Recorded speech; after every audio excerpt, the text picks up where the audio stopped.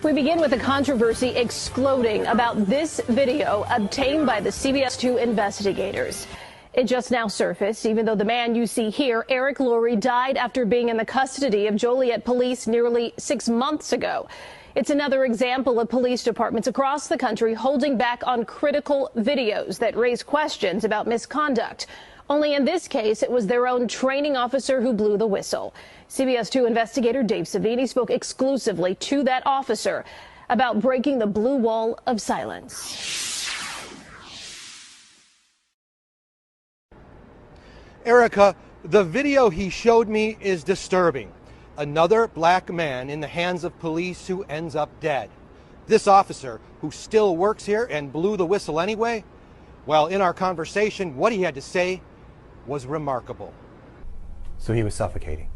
In my opinion, anybody would suffocate in that situation. What was your reaction when you saw that video for the first time? And seeing that video was so disturbing, I cried. Every day having to live with that was a hard thing, knowing that this administration was probably going to do nothing about it. This is the cop who blew the whistle on what he calls a 5-month cover-up by his department. Sergeant Javier Escueda sounded the alarm about 2 videos that captured the last moments of Eric Lurry's life. And you, a 27-year veteran, a sergeant, blows the whistle. Why did you think that was important? It's important for people to know that things like that can't be tolerated by police departments. One video was recorded by an outside camera. It shows patrol officers and supervisors watching it happen.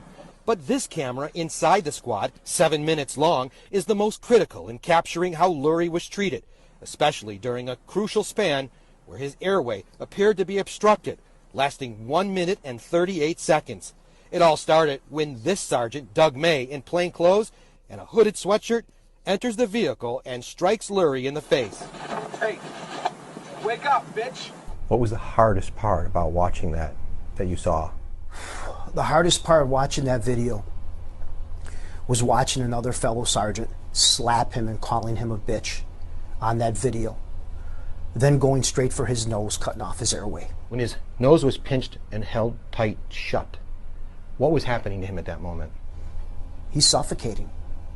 I'm no doctor, but if you put your finger on your nose or your hand on your nose that way and you can't breathe. He says Lurry appeared to be chewing something at first, and with his hands cuffed behind him, starts to close his eyes and become lethargic during his ride to the Joliet police station. Possibly a bag of drugs in his mouth, says Escueda. He also says officers were trying to get him to open his mouth using a maneuver to cut off his air supply. That's been written in the law for a couple of years. You can't do that anymore, to try to get them to cough up any kind of drugs in their system.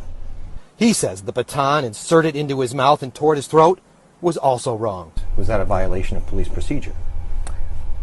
Yes, I absolutely think so. I can't think of anywhere where I was taught CPR or in the academy where you slap a man, call him a bad name, cut off his airway, go for his throat. Lurry, a 37-year-old father of 3, was pronounced dead later that night at a hospital. But Sergeant Escueda believes he was already dead. You can see one officer eventually heads to the squad with a defibrillator. There obviously is a lot wrong with that video. And if anybody doesn't feel any pain by watching that, there's something wrong with them. He says he got the courage to show his face in this interview after seeing the story we broke last night about Lurry's widow, who didn't know videos existed until we told her we got a tip. What do you know? I don't know anything. I don't know absolutely nothing. I can't get any answers from anyone. Nicole Lurry says all she knew was what she saw, the final moments of her husband in the ICU. When I arrived to the hospital, I seen my husband laying there on a ventilator in the emergency room, jerking and tears coming out of his eyes. For that minute and 30 plus, minute and 38 seconds, what do you feel while you watch that? Disgust, pain, because I think about what if that was one of my relatives? What if that was my 7-year-old son? That's somebody else's husband, someone else's son, someone else's grandchild. I was always taught, look at people treat people on the street as if they were your family, how you would want your family to be treated by the police. And while Eric Lurry's family continues to grieve, they still want answers as to what contributed to his death. In Joliet, Dave Savini, CBS 2 Investigators. Back to you.